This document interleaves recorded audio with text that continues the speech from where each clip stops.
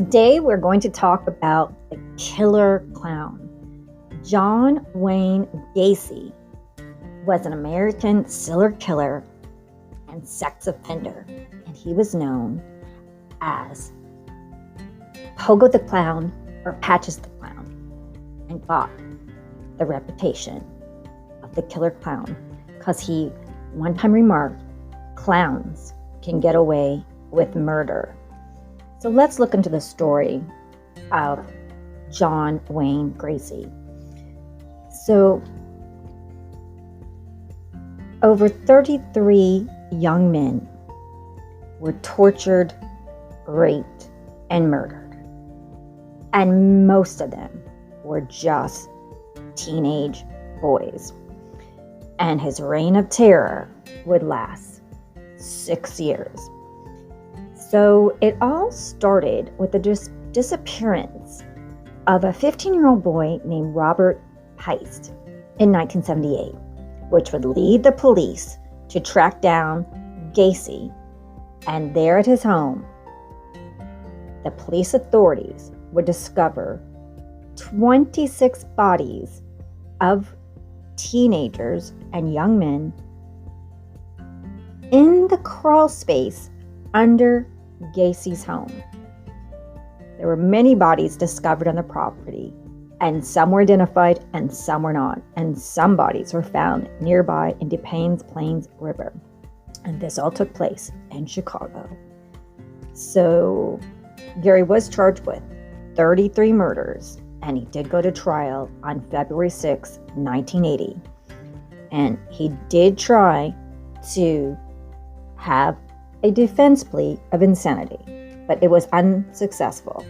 He was convicted of all 33 counts of murder and was given the death penalty. And he was executed by lethal injection in 1994. So let's discover who this killer clown was and who is John Wayne Gacy. So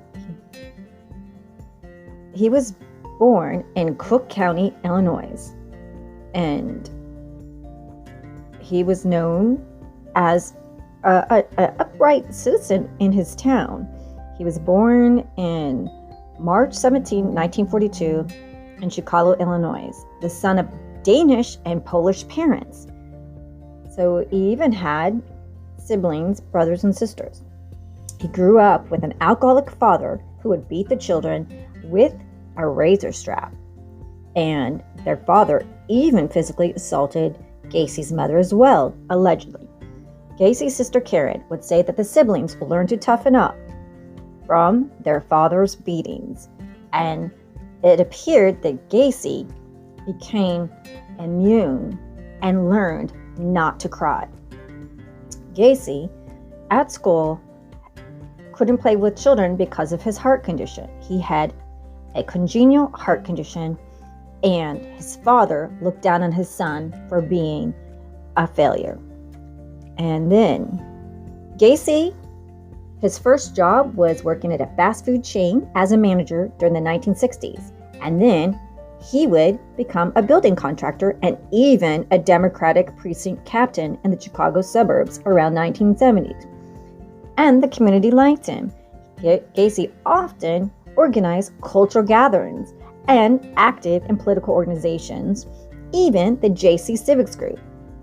Gacy was married and divorced twice. He has 2 children in addition to 2 stepdaughters.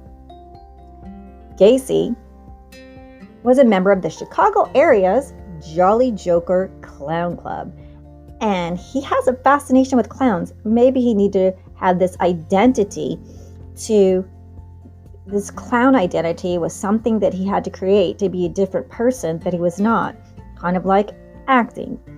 And he would come in his own clown attire and makeup to children's parties, charity fundraisers, and other events.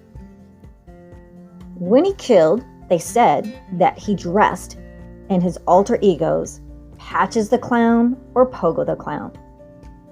And the clown, this clown image, would lure his victims and with promises of work, possibly with construction or some other ruse. Then, once at his home, allegedly, he would capture, sexually assault his victims, torture them, and eventually, they said that he would strangle them by hand or with rope.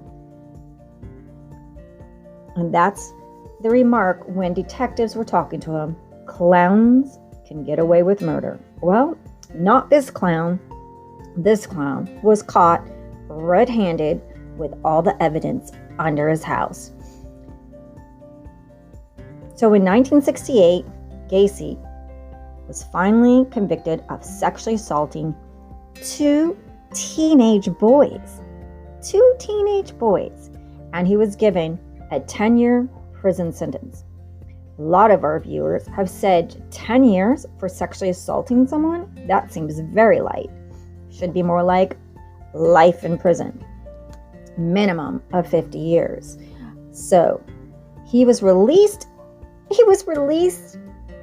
on parole in the summer of 1970. Our viewers and are just at a gasp for someone sexually assaulting teenagers. These are teenage boys. And then he was released on parole in 1968 and released in 1970. 68, 69, 70. That's 2 years. 2 years. But thank goodness he was arrested again the following year after another teen accused Gacy of sexual assault. But the charges were dropped when the boy didn't appear during the trial.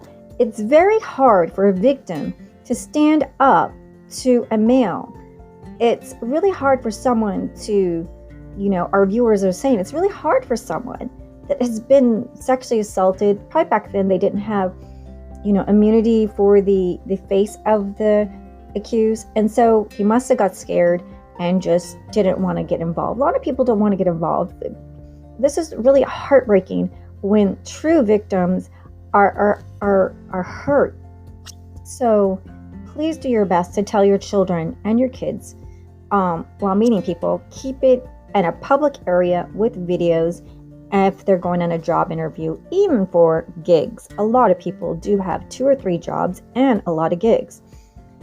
Even we had heard Craigslist, Meetup, Let Go, a lot of the social apps where people are meeting to sell and receive products with cash in hand. Do be careful.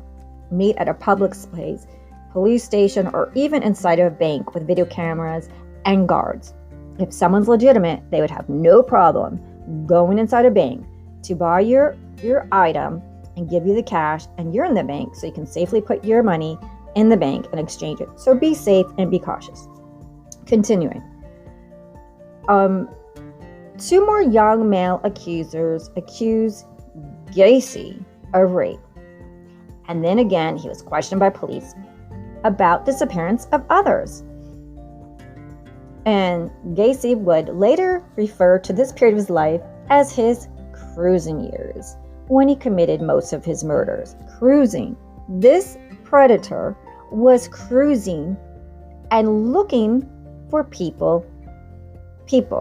Cruising, so it means stalking, predatorial, watching and stalking their prey. So if you are an innocent-minded person, if you are a good person, you have to know that just think of it as in a jungle. If you're just going around as happy-go-lucky, not understanding that there are predators out there, do be cautious, do be careful. On December 11, 1978, another boy would be missing. This teenager was only 15 years old, and his name was Robert Heist. So the police were told by his mother that he went to a drugstore where he worked before heading out to meet Gacy to discuss a potential construction job. Gacy, his mother was told by her son Robert that he was going to look for work with a guy named Gacy.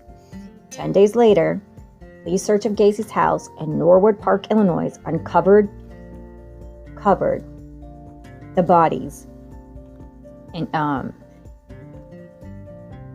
Gacy had committed his first known murder in 1972, and that was the teenage boy, only 16 years old, Timothy McCoy. And so that was his first. So they found several trenches with human remains in a crawl space beneath Gacy's home.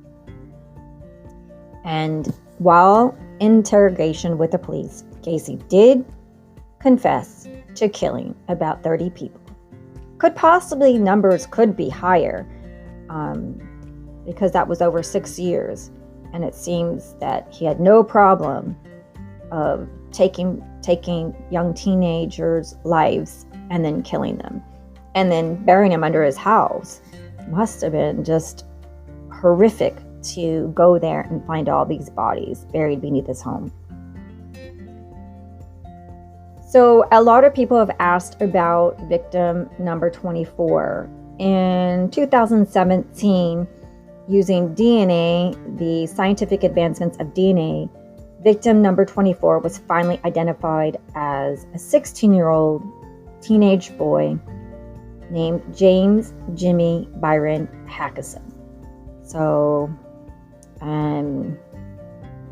this is just a heartbreaking story, how someone in the community who poses as a clown that's going to charity events, you think, oh, how sweet, he's going to charity events, he's going to hospitals, oh, look, he's so fun, he's so nice, but under his mask was a cold, heartless killer murdering teenage boys. John Wayne Gacy, serial killer, 1942 to 1994.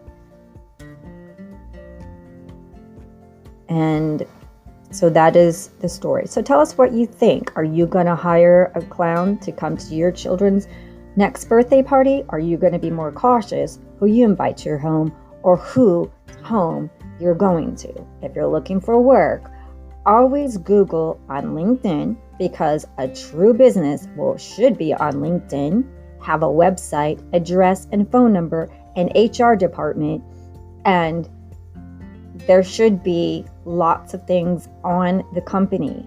And if it is just a part-time gig, you can always be cautious. Go with somebody and meet in a public place. If there's not an office, then there should be in a public place with cameras. So have a great day, and thanks for listening.